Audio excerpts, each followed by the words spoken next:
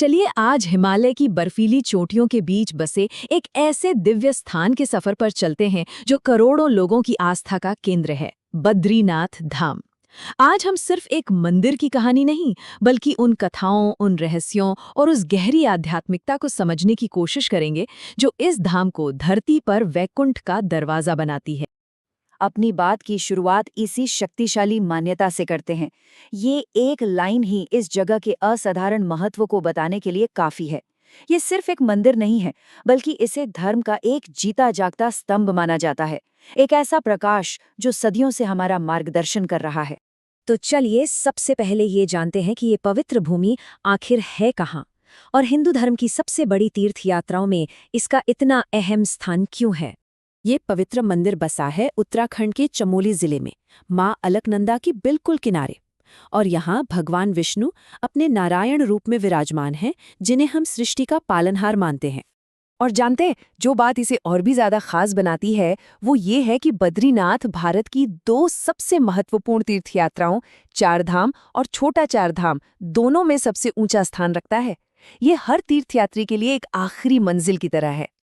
अब जरा समय में पीछे चलते हैं और उन दिव्य कथाओं में उतरते हैं जिनसे इस पवित्र जगह को इसका नाम मिला, इसकी आत्मा मिली।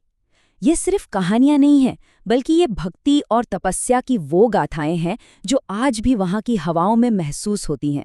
तो सबसे बड़ा और सबसे दिलचस्प सवाल कि इस जगह का नाम बद्रीनाथ पड़ा कैसे, इसका जवाब एक बहुत ही सुंदर कहानी में छिपा है, जो प्रेम, त्याग और भक्ति की मिसाल है।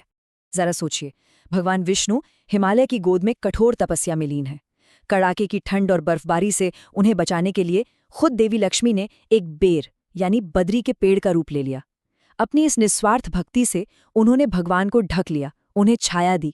जब विष्णु ने आंखें खोली तो अपनी पत्नी के इस त्याग से वो इतने खुश हुए कि उन्होंने वरदान दिया कि ये जगह हमेशा उनके नाम से बद्री नारायण या बद्रीनाथ के नाम से जानी जाएगी।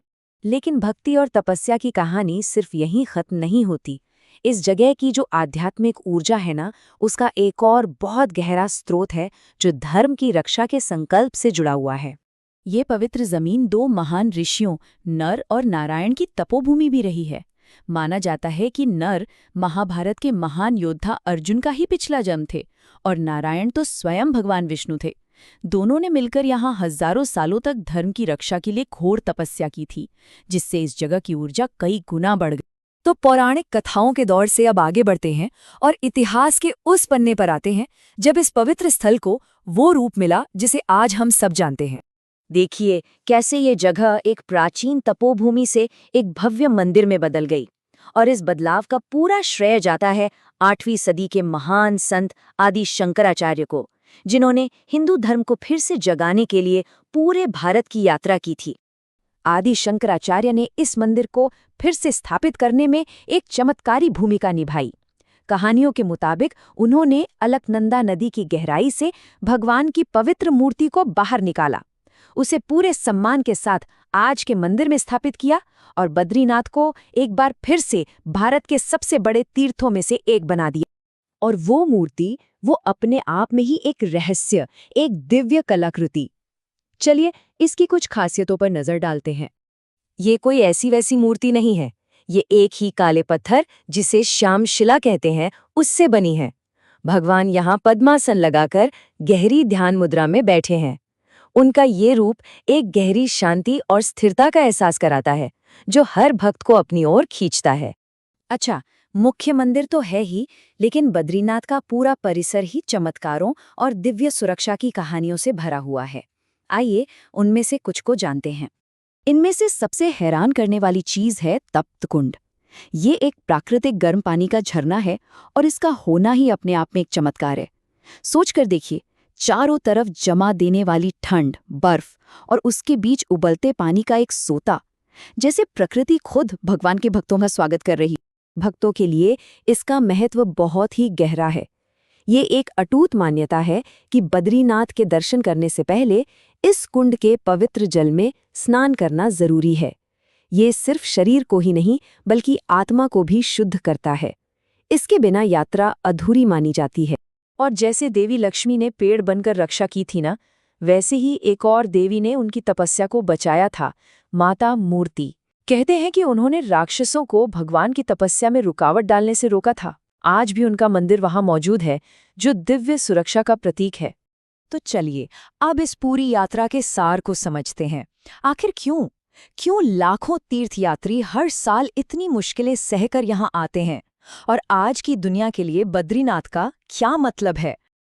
जैसा कि हम जानते हैं, हिमालय में सर्दियां बहुत कठोर होती हैं, तो जाहिर है भारी बर्फबारी के कारण मंदिर के कपाट बंद हो जाते हैं। पर भगवान की पूजा कभी नहीं रुकती। इस दौरान भगवान की उत्सव मूर्ति को पूरे विधि विधान के साथ पास के जोशी मठ में नरसिंह मंदिर ले जाया जाता है, जहां उनकी पूजा बिना रुके जारी रहती है। तो इस मुश्किल सफर का आखिरी इनाम क्या है? क्यों कोई भक्त अपना सब कुछ दांव पर लगाकर यहाँ आता है? क्योंकि बद्रीनाथ के दर्शन के साथ जो आध्यात्मिक आशीर्वाद जुड़ा है, वो वाकई जीवन बदल देने वाला माना जाता है। सबसे पहली और सबसे बड़ी मान्यता तो ये है कि बद्रीनाथ के दर्शन करने भर से ही इंसान के न सिर्फ इस जन्म के बल्कि कई जन्मों के पाप धुल जाते हैं। ये आत्मा को शुद्ध करके एक नई शुरुआत करने जैसा है। और बात सिर्फ पापों के नाश तक ही सीमित नहीं है। इससे भी आगे बढ़कर ये माना जाता है कि यहाँ सच्ची भक्ति से आने पर इंसान को मोक्ष मिलता है, यानी वो जन्म और मृत्यु के इस चक्र से आजाद हो जाता है। और अंत में वो विश्वास जो इस धाम को सबसे ऊपर रखता है, वो ये है कि बद्रीनाथ धाम सिर्फ एक तीर्थ नहीं, बल्कि इस धरती पर वैकुंठ यानी भगवान विष्णु के दिव्य लोक का प्रवेश द्वार है। ये स्वर्ग का वो दरवाजा है जो हर सच्चे भक्त के लिए खुला है। तो आखिर में ये सवाल बचता है, क्या बद्रीनाथ सिर्फ पत्थर और आस्था से बना एक मंदिर है, या फिर ये सच में त्याग, भक्ति और मुक्ति की तरफ ले जाने वाला एक जीता जागता रास्ता है?